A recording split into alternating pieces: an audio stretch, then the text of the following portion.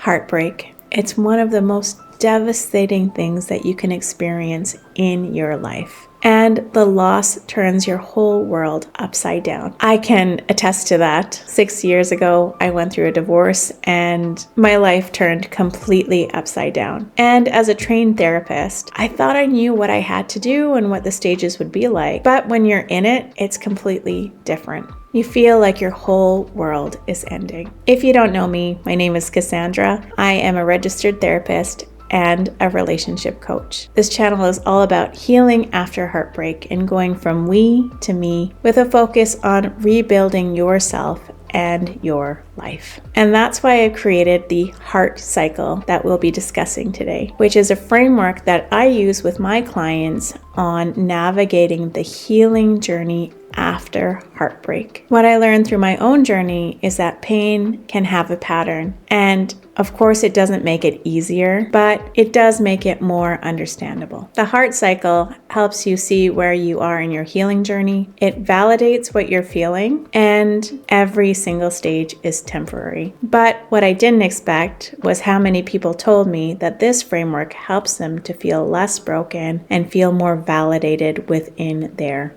own feelings. Let's get into what the heart cycle is and which stage of the cycle you're in. There are 5 stages to this framework. One thing about the stages is they're not linear, meaning they don't go in order. So you may find yourself jumping from the T stage to the H stage to the E stage, and that is absolutely okay. Healing and grieving are a process, and sometimes we take 2 steps forward and sometimes we take 2 steps back. So let's get into what H is. The first stage is H, which stands for hurt. This is the shattering. This is when everything explodes. The breakup, the divorce, or the separation are going forward and your whole world turns upside down. You don't know what to do. You're in shock, your heart is racing, you can't eat, you can't sleep. Physiologically, everything is gone out the window and none of it feels real. You might feel like you're in a daze. This isn't you being dramatic. This is your body going into survival mode. Your brain registers heartbreak as danger and your nervous system goes into overdrive. It's important to remember a couple of things. You're having a very normal response to what's happening in your environment and you're not broken. Anyone in your situation would be having the same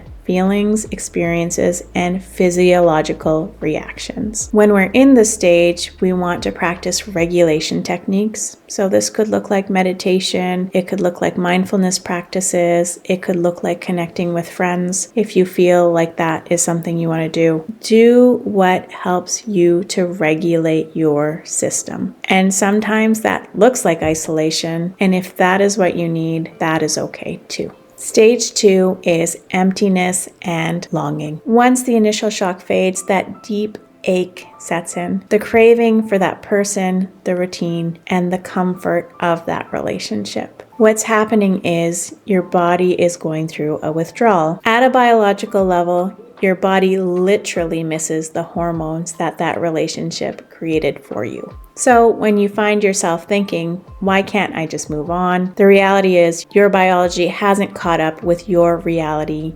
yet. So in this stage, we really want to be gentle with ourselves. Here, we want to practice self-compassion and a concept called radical acceptance. I'll link my self-compassion video down in the description below. Stage 3, attack self. Here's where heartbreak turns inward. You start replaying everything, every conversation, every red flag, and you're looking for whatever flaws are inside of you. You might even start idolizing the person who left while tearing yourself up emotionally. Here, it's really important to practice detachment strategies and ways to end rumination. This stage asks for one thing, which is radical self-acceptance. It's so important to learn how to practice self-compassion. Stage 4 is release rage. Rage can feel scary, especially if you're used to being the calm one. But rage isn't regression, it is a release. It's your body's way of saying, I didn't deserve this pain. That energy that was once turned inward finally begins to push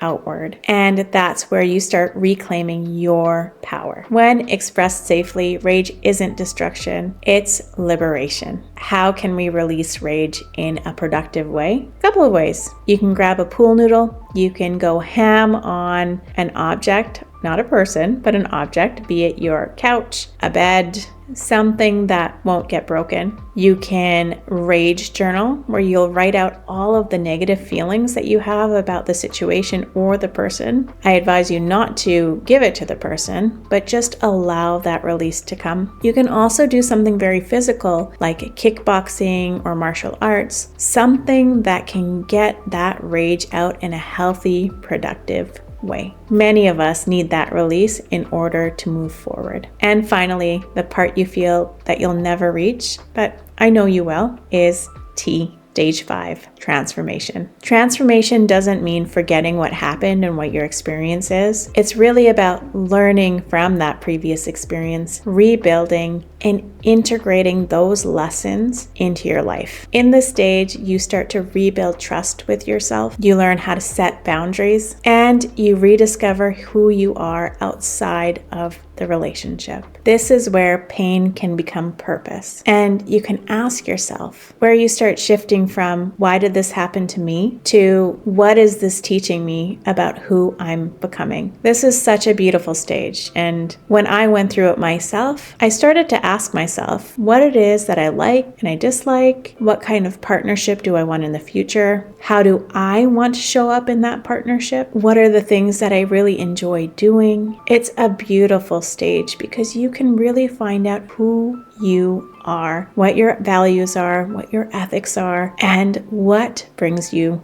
joy. It's important to remember that these steps are not linear, and you can move forward and regress back and forth on this scale. And every time that happens, again, you need to practice that self-compassion. Healing is a journey, and the stages can help you to identify where you're at in that journey. And if you'd like a free copy of the Heart Cycle, I'll link it down below in the description. If you'd like to learn more about self-compassion, check out this video up here.